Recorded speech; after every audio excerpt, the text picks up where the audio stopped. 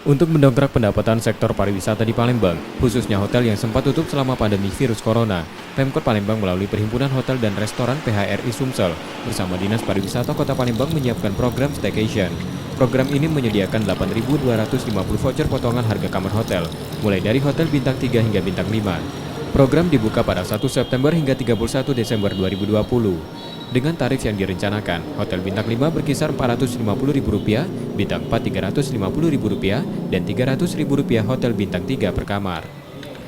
Diharapkan program ini dapat menggenjot okupansi hotel yang merosot yang masih di bawah angka 60%.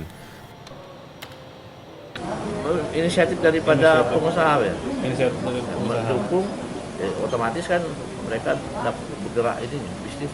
Adanya ini harapan kita Harapan okupansi kita berapa? menaikkan okupansi. Sekarang ke berapa sih Pak? Sekarang sudah bagus, sudah hampir 40%.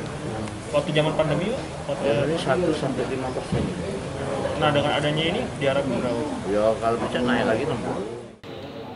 Okupansi hotel di Palembang saat ini menyentuh 40%, dibanding 3 bulan belakang yang hanya berkisar 1-5%.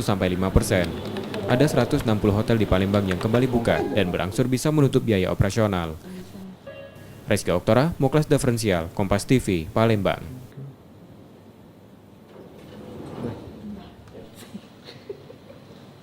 Sampai prokap ya.